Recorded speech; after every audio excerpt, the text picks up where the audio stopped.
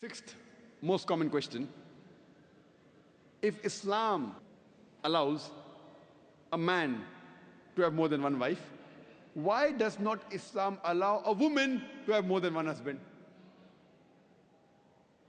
As far as marrying women is concerned, the categories of women a man can marry is clearly specified in Surah Nisa, chapter 4, verse number 22 to 24. And it's mentioned in Surah Nisa, chapter 4, verse 24, that you cannot marry a woman who's already married.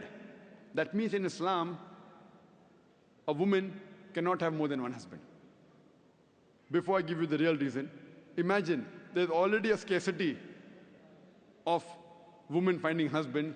If a woman has more than one husband, this scarcity will increase. It will multiply the problem. Let's analyze what are the logical reasons that Islam prohibits a woman to have more than one husband.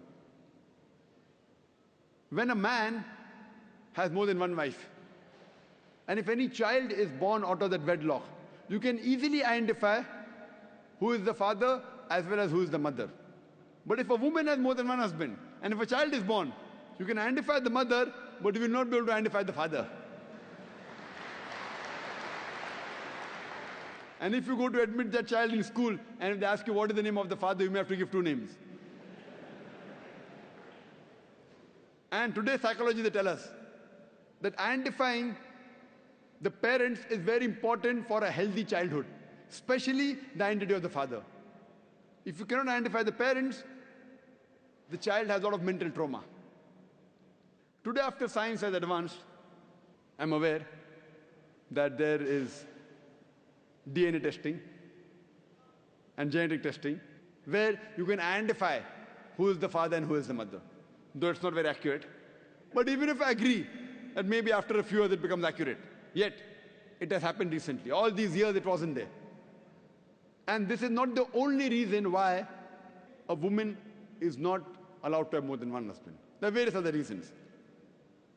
For example, today science tells us that a man is more polygamous in nature as compared to a woman.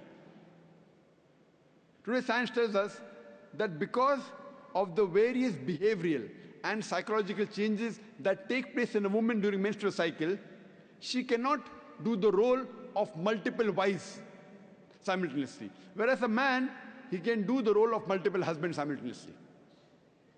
Furthermore, if a woman has more than one husband or more than one sexual partner, and if all of them are loyal to each other, yet there are high chances that venereal diseases and sexual transmitted disease will emerge, and it can be retransmitted back to the man. Whereas if a man, today medical science tells us that if a man has more than one sexual partner, has more than one wife, and if all of them are loyal to one another, there are hardly any chances of venereal diseases or sexually transmitted diseases emerging in them. So scientifically also and medically, it's no problem for a man to have more than one wife, but it's problematic for a woman to have more.